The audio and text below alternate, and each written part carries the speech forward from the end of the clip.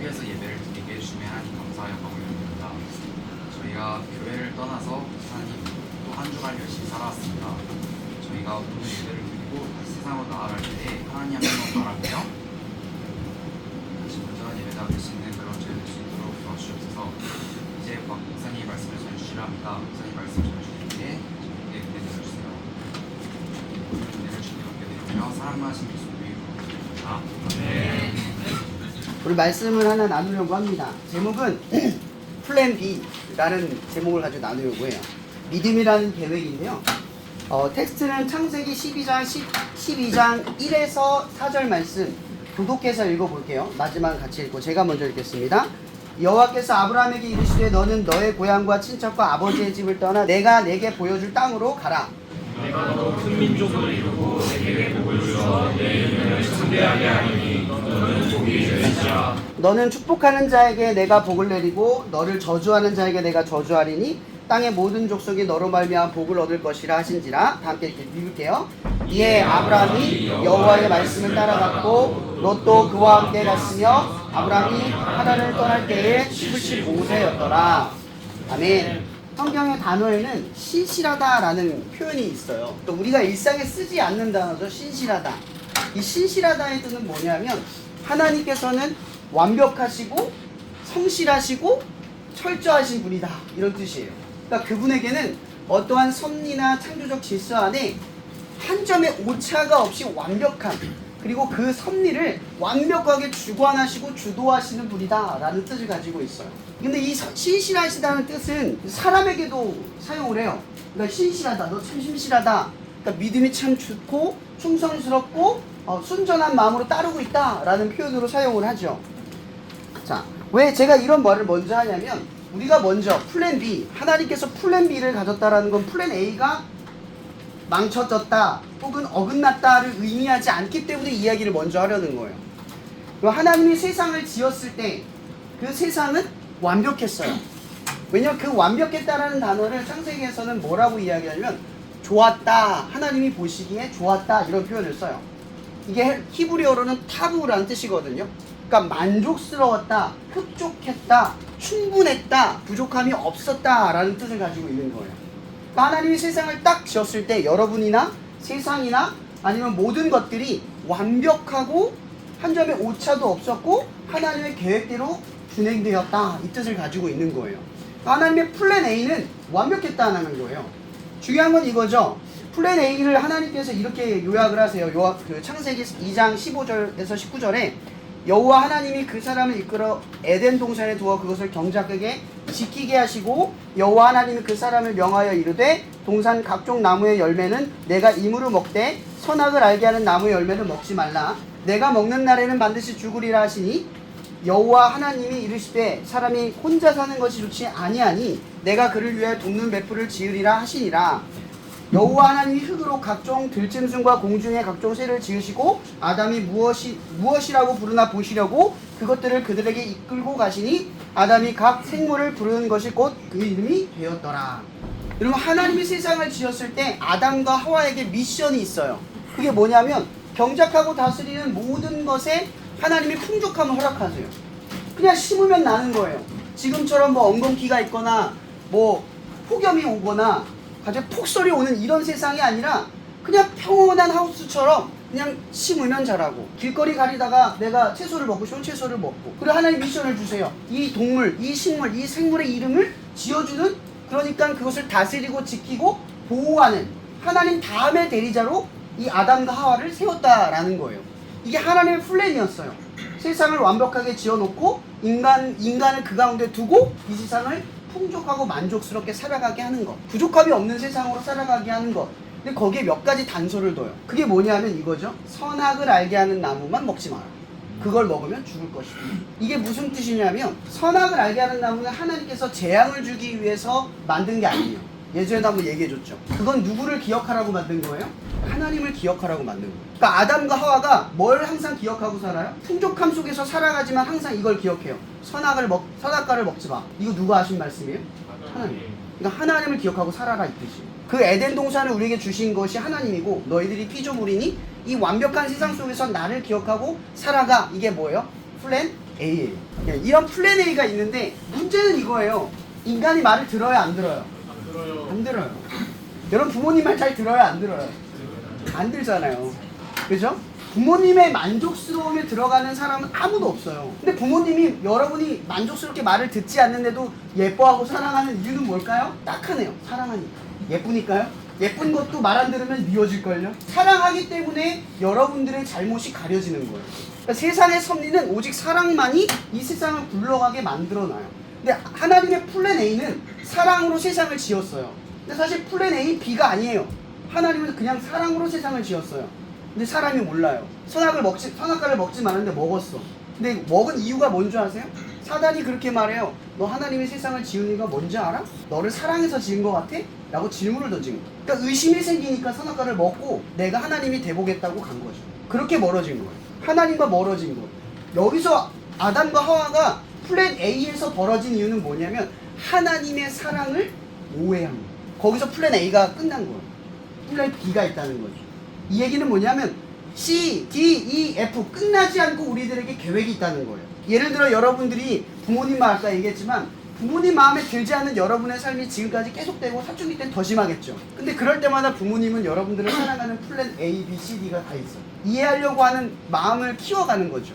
부모도 처음부터 부모가 안 돼요. 여러분들이 말을 듣지 않는 그 순간부터 그걸 참아내고 견디면서 그래 내가 사랑해야지, 그래 내 아들이지, 내 자식이지 이러면서 부모도 부모가 돼가듯이 플랜 A, B, D, C, D를 가지고 넘어가는 거예요. 근데 이런 플랜, 새로운 계획들이 계속 생길 수 있는 이유는 딱 하나예요. 뭐 때문에? 사랑 때문에. 말씀에 보면 이런 게 있어요. 베드로전서 4장 8절에 무엇보다 뜨겁게 서로 사랑할지니 사랑은 허다한 죄를 덮느니라. 사랑만이 이 우리의 잘못, 서로의 허물을 덮고 관계를 회복할 수 있게 해주는 유일한 방편이라는 거예요. 그러니까 하나님의 플랜 B는 사랑을 다시 한번 증명하는 거예요. 원래 플랜 A, B는 다 사랑이었는데 A에서 증명되지 않으니까 플랜 B에서 증명을 하려는 거예요.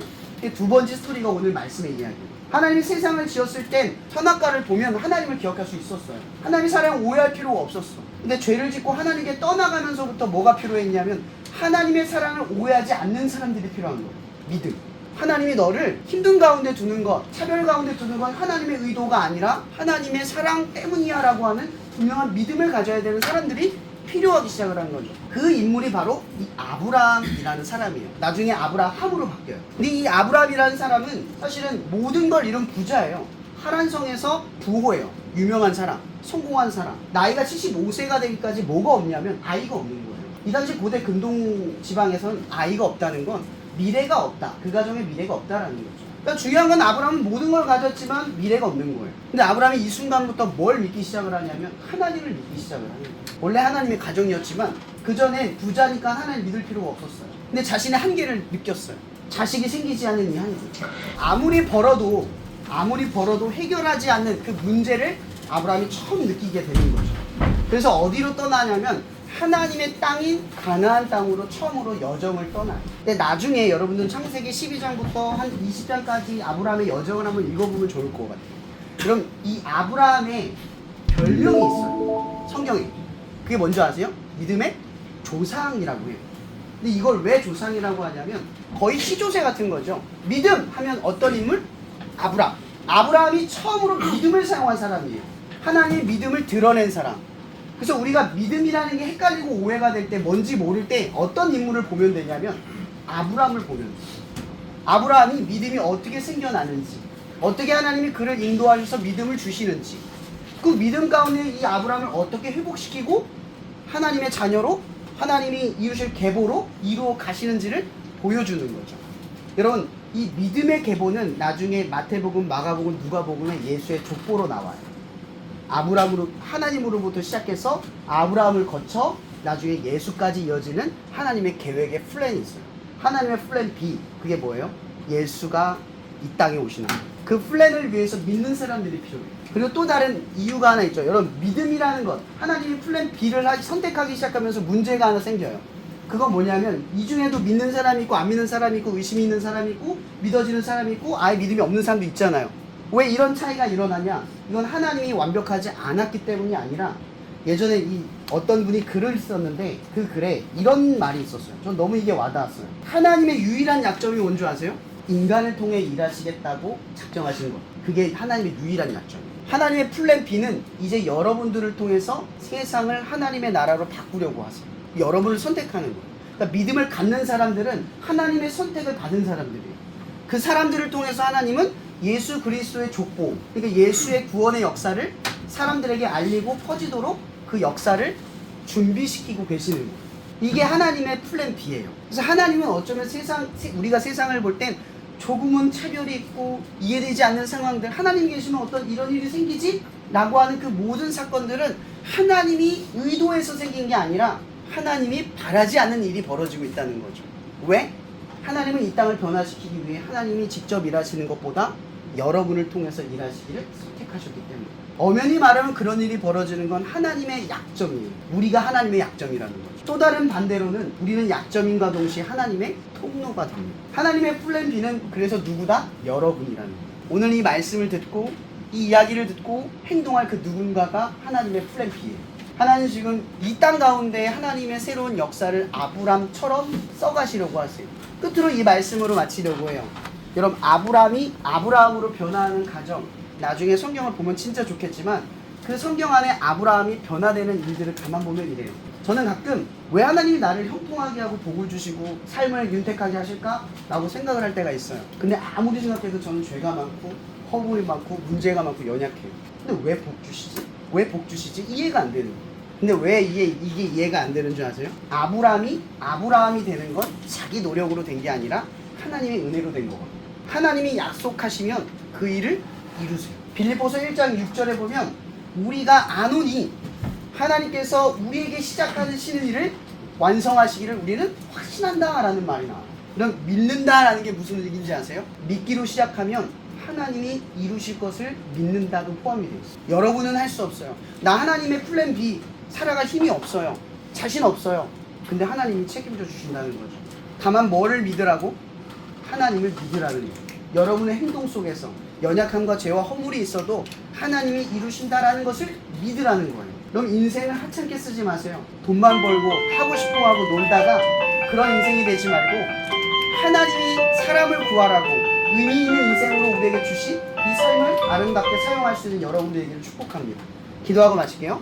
사랑해주님 감사합니다. 오늘 이렇게 하나님의 말씀을 나누고 또 이렇게 멋진 찬양으로 이 친구들을 섬기는 귀한 손길들과 또 이 예배를 이 모임을 위해서 찾아오는 이 귀한 친구들을 보내주셔서 너무나 감사합니다. 하나님, 이 대원고 가운데에 하나님의 자녀, 이 플랜 B가 하나님의 계획대로 이루어져 갈 수 있는 자들로 한 명 한 명 세워질 수 있게 해주시고, 뿐만 아니라 하나님이 책임져 주시는 그 믿음을 가진 인생들로 변화될 수 있는 역사가 일어나게 하여 주시옵소서. 하나님, 우리의 삶을 책임져 주시고 우리를 거룩하게 하시며 하나님의 자녀답게 이끌어 주실 것을 믿사오며 살아계신 예수님의 이름으로 기도합니다.